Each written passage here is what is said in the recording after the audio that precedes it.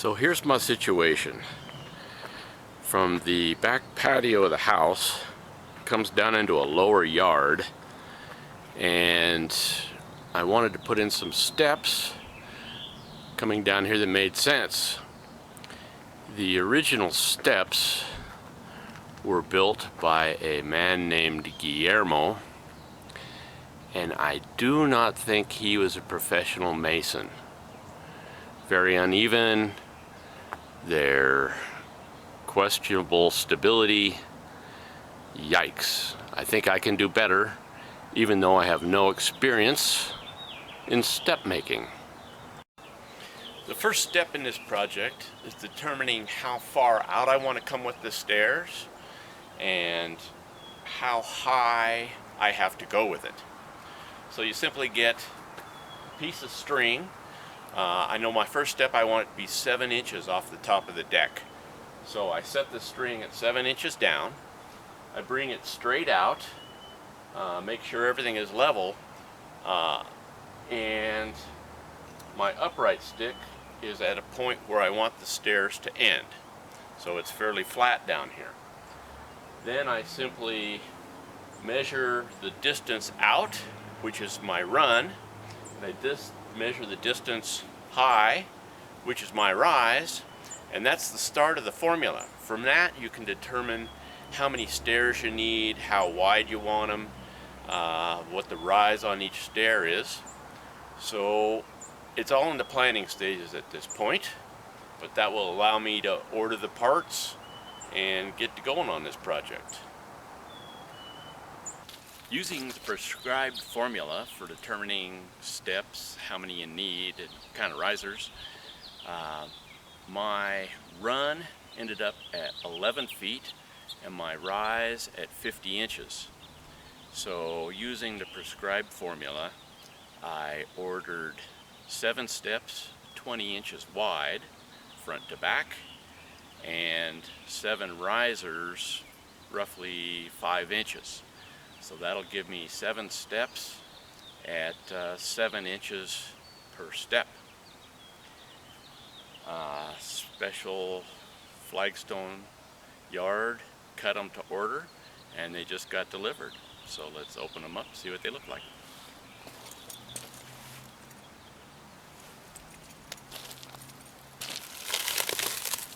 Oh yeah, they're absolutely beautiful. These are the stairs, and these are the risers. So by the time we put this down and put a stair on top of it, there's your 7-inch rise. Okay, this is probably going to be my favorite part of the project.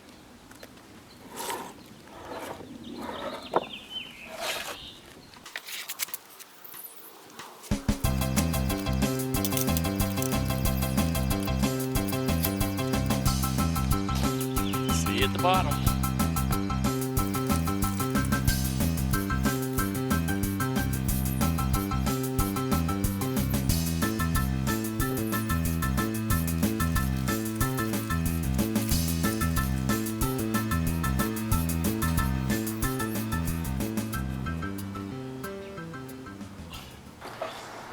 At long last, we're ready to start construction. I laid out the strings, showing exactly how I want them centered, where I want the top, and where I want the bottom.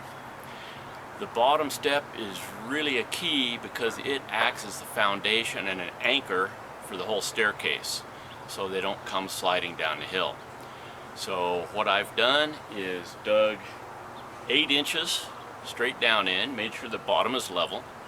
I'm going to cover it with 4 inches of gravel, then 2 inches of masonry, and then we're going to plant our first step and start from there.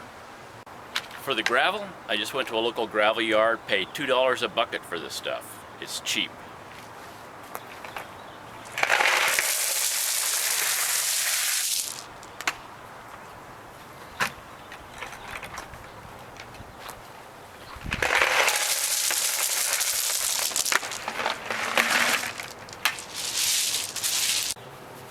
Next, we want to make sure that the crushed rock is compacted.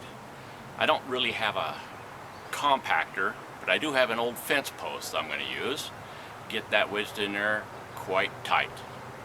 After that, it's time to mix up the mortar, and the first step is just about done.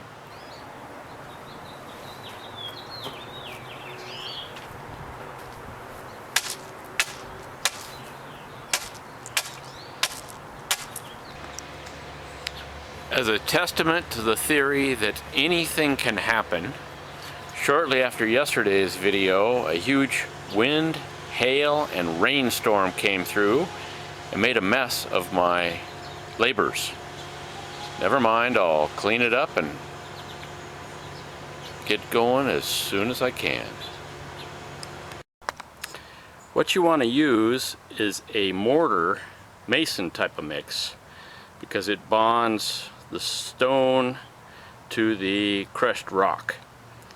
And I have determined I want 2 inches, so I used an online calculator, and they say 1.5 bags of an 80-pound bag will give me 2 inches of mortar in my dimensions.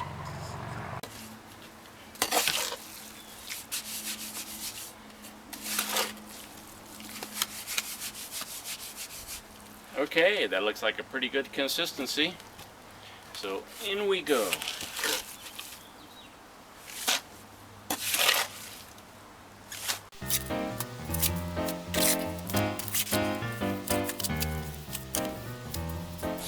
We want to get it basically level so that when we drop the step on there, everything will be just right.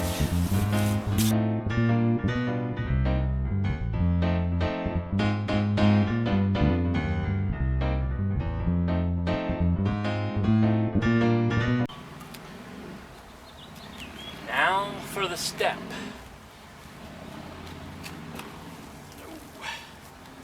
Come on, baby. Do me good. Yeah.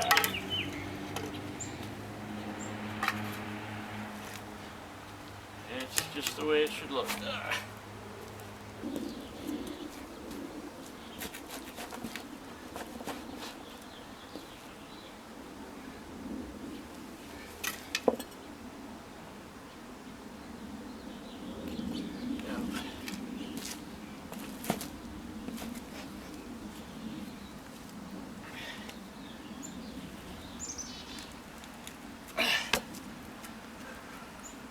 Oh my.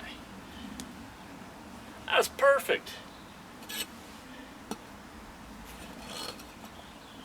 Now the only thing that's left to do today is put on our riser.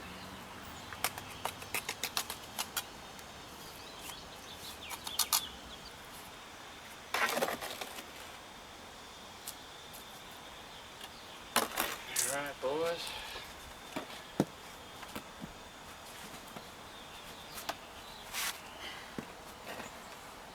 Here we go.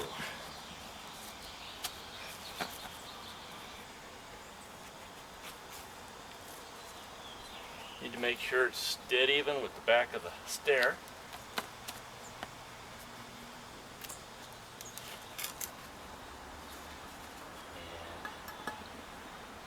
And make sure everything is perfectly level. Once again, we have total perfection. Well, I learned a few things on that first step. Number one, since this is natural stone, everything is not perfect. There's highs and lows. So what I've determined is the best way to do it is I dig it out, lay an inch or two of gravel, and then take a 2x4 and make sure that A, it's level across the back, and B, that it is level with our riser all the way across. That way I'll come up within 2 inches with more gravel. Then I'll put my 2 inches of mortar, come over the top here. When I set my step in line, everything should be perfect. We'll try it, see what happens.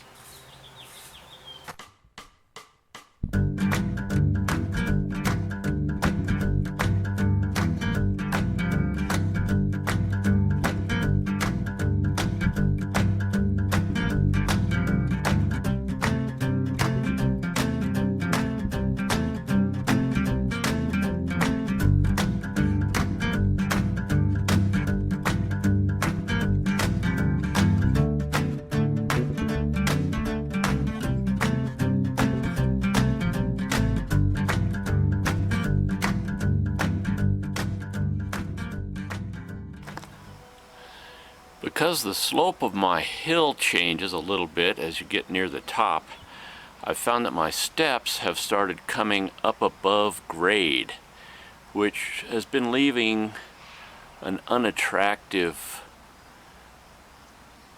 bank of mortar. So when I get to the top one, I'm quite a bit ahead. So I thought I would use some old scrap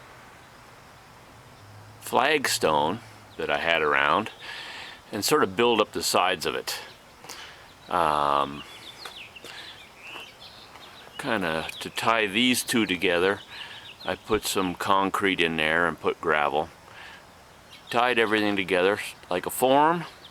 I'm going to dig it out, add more gravel, and finish my 7th step today.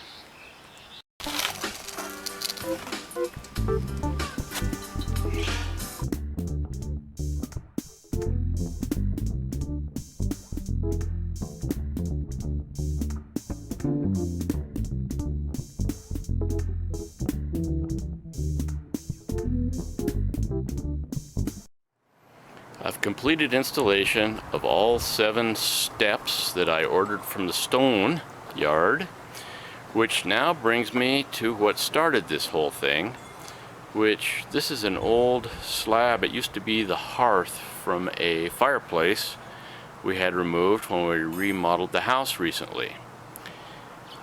It's going to be the top step. It's bigger than what we've got existing. So I had to build up 2 things. I'm so far above ground I had to build up a box to frame in all of the stone and the concrete for the final step. And beside it, it was so far above ground, first I had to build a pad, filled it with gravel, and then I built up another box. I'm going to fill it up and we'll lay the final stone. Great news. Today's the big day. I've filled everything up with gravel. All I have to do is put together some mason mix, fill her up, and I'm going to put the top step on. Whole project should be a go.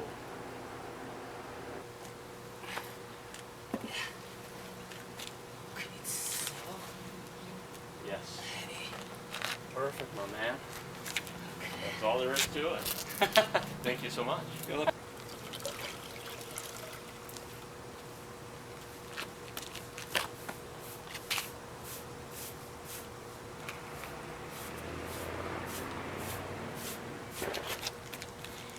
You always have to keep it clean, make it look nice. Well, she's finally all done. I'm gonna see how it feels.